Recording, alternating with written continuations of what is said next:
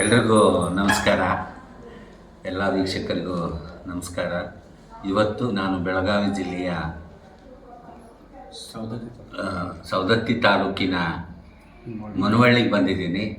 ತುಂಬ ಖುಷಿ ಆಯ್ತು. ಇಲ್ಲಿ ಮಠಕ್ಕೆ ಮುರುಘಶ್ರೀ ಪ್ರಶಸ್ತಿ ಸ್ವೀಕಾರ ಮಾಡೋಣ ಅಂತ ಮಠಕ್ಕೆ ಬಂದಿದ್ದೆ, ಸೋಮಶೇಖರ್ ಮಠಕ್ಕೆ.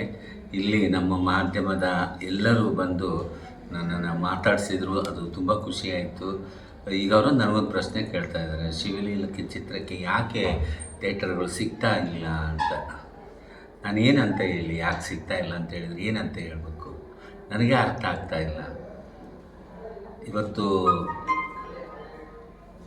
ಒಂದು 250-300 ಜನ ಮಂಗಳಮುಖಿಯರನ್ನ ಒಳಗೊಂಡು ಅಶೋಕ್ ಜಯರಾಮ್ ಅವರು ಬ್ಯಾನರ್ ಅಡಿಯಲ್ಲಿ ಅಶೋಕ್ ಅವರು ಇಷ್ಟು ದೊಡ್ಡ ಸಿನಿಮಾವನ್ನು ಮಾಡಿದ್ದಾರೆ.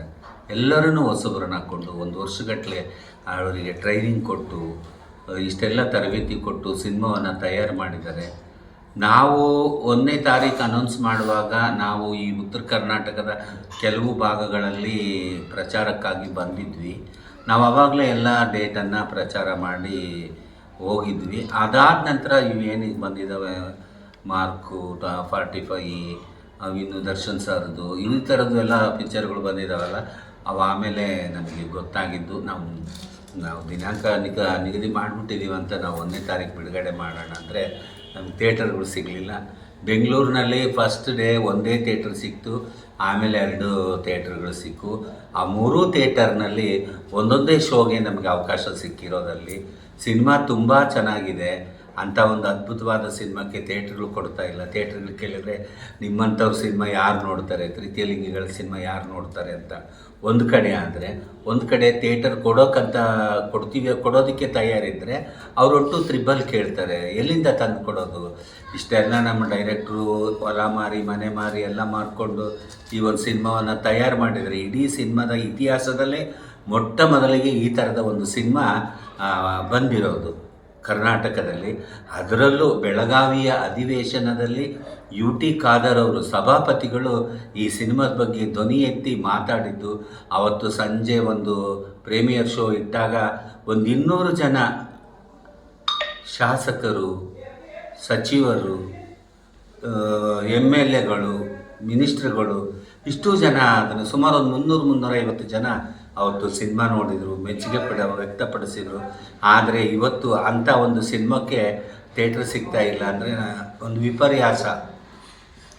ನಮ್ಮ ಕನ್ನಡ ಎಲ್ಲೋ ಹೋಗ್ತಾ ಇದೆ, ಕನ್ನಡ ಚಿತ್ರರಂಗ ಎಲ್ಲೋ ಹೋಗ್ತಾ ಇದೆ, ಕಲಾವಿದರು ಎಲ್ಲೋ ಹೋಗಬೇಕು ಅನ್ನೋದೇ ಒಂದು ದೊಡ್ಡ ಪ್ರಶ್ನೆ ಆಗಿದೆ. ದಯವಿಟ್ಟು ನಮ್ಮ ಸಿನಿಮಾಕ್ಕೆ ಥಿಯೇಟರ್ಗಳು ಬೇಕು ಅಂತ ನಾನು ನಾಳೆ 11ನೇ ತಾರೀಕು ಬೆಂಗಳೂರಿನ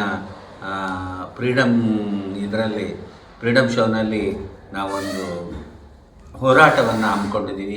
ಅವತ್ತು ಕನ್ನಡ ಪರ ಸಂಘಗಳು, ನನ್ನ ಸಮುದಾಯದ, ಜ್ಯೋತಿ ಸಮುದಾಯದ ಅವರು ಎಲ್ಲರೂ ಬರ್ತಾರೆ.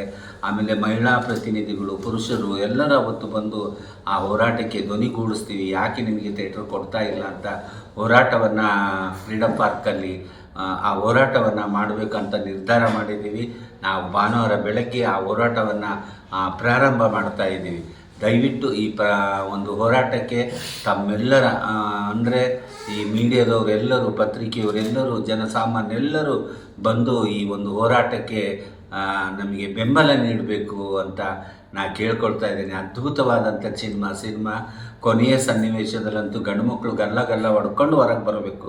ಆ ಥರದ ಪ್ರಶ್ನೆಗಳು ರಾಜಕೀಯಕ್ಕೆ ಮತ್ತು ಸಮಾಜಕ್ಕೆ, ಆಮೇಲೆ ಉಳಿದ ಅಲ್ಲಿ ಪ್ರೇಕ್ಷಕರಿಗೆ ಅಂಥ ಪ್ರಶ್ನೆಗಳನ್ನು ಹಾಕಿದ್ದಾರೆ. ನಿಜವಾಗೂ ಒಂದು ಸಾರಿ ನೀವು ಅಲ್ಲಿ ಬಂದು ಸಿನಿಮಾ ನೋಡಿದ್ರಾಗೆ ಅಲ್ಲಿ ಆಗ್ತಕ್ಕಂಥ ಪ್ರಶ್ನೆಗಳಿಗೆ ನಿಮ್ಮಲ್ಲಿ ಉತ್ತರ ಇದೆಯಾ ಅಂತ ಒಂದು ಆತ್ಮಾವಲೋಕನ ಮಾಡ್ಕೋಬೇಕು. ಅಂಥ ಒಂದು ಅದ್ಭುತ ಸುಮಾರು 25 ನಿಮಿಷಗಳ ಕಾಲ ಇದೆ ಅದು ಕೊನೆ ಸೀನು.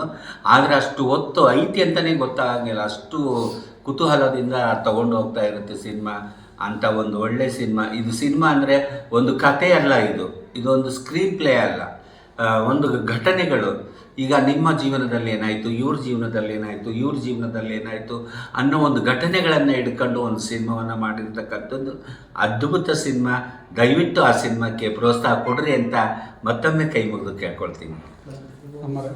ಈಗ ಶಿವಲೀಲಾ ಚಿತ್ರಕ್ಕಾಗಿ ಉತ್ತರ ಕರ್ನಾಟಕದ ಜನ ನಿರೀಕ್ಷೆಯಲ್ಲಿದ್ದಾರೆ. ಉತ್ತರ ಕರ್ನಾಟಕದ ಜನತೆಗೆ ಏನು ಹೇಳ್ತೀರಾ? ಉತ್ತರ ಕರ್ನಾಟಕದ ಜನತೆ ಅಂದರೆ ಆ ಜನತೆಗೆ ಏನು ಹೇಳ್ಬೇಕೋ ನಂಗೆ ಗೊತ್ತೇ ಇಲ್ಲ. ಮೃದು ಸ್ವಭಾವದವರು, ಮಾತೃ ಸ್ವರೂಪಿಯರು, ಅಂತಃಕರಣೆ ಒಳ್ಳೆಯವರು ಉತ್ತರ ಕರ್ನಾಟಕದವ್ರು ಅಂತಂದರೆ ಕಲ್ಮಶ ಇಲ್ಲದಂಥ ಜನಗಳು ಅಂತ ಹೇಳೋದಕ್ಕೆ ತುಂಬ ಇಷ್ಟಪಡ್ತೀನಿ. ಅದು ಒಳ್ಳೆದನ ಆಗಿರಲಿ ಕೆಟ್ಟದ್ದನ ಆಗಿರಲಿ ದಯವಿಟ್ಟು ಅದನ್ನೆಲ್ಲವೂ ಬೇಗ ಒಪ್ಕೊಂಡ್ಬಿಡ್ತಾರೆ, ಅಷ್ಟು ಮುಗ್ಧರು ನಮ್ಮ ಉತ್ತರ ಕರ್ನಾಟಕದವರು. ಆದರೂ ಕಲೆ ಅಂದರೆ ತುಂಬ ಪ್ರೀತಿ, ಕಲಾವಿದರಂದರೆ ಇನ್ನೂ ಪ್ರೀತಿ. ಇವೆಲ್ಲ ಸಂಸ್ಕಾರ ಸಂಸ್ಕೃತಿ ನಮ್ಮ ಉತ್ತರ ಕರ್ನಾಟಕದಲ್ಲಿ ಇರತಕ್ಕಂಥ ಮಠಗಳಿಂದ ಅಲ್ಲಿಯ ಜನಗಳಿಗೆ ಸಿಕ್ತು ಅಂತ ಹೇಳೋದಕ್ಕೆ ನನಗೆ ಖುಷಿ ಆಗ್ತಾ ಇದೆ. ದಯವಿಟ್ಟು ಮುಂದಿನ ದಿನಗಳಲ್ಲಿ ಉತ್ತರ ಕರ್ನಾಟಕ ಅಲ್ಲ, ಇಡೀ ಕರ್ನಾಟಕದ ತುಂಬ ಈ ಸಿನಿಮಾವನ್ನು ಬಿಡುಗಡೆ ಮಾಡ್ತೀವಿ. ಆವಾಗ ನೀವು ನಿಮ್ಮವರು, ನಿಮ್ಮ ಗೆಳೆಯರನ್ನು, ನಿಮ್ಮ ಕುಟುಂಬದವರನ್ನು ಕರ್ಕೊಂಡೋಗಿ ಆ ಸಿನಿಮಾವನ್ನು ನೋಡಬೇಕಂತ ಕೇಳ್ಕೊಳ್ತೀನಿ.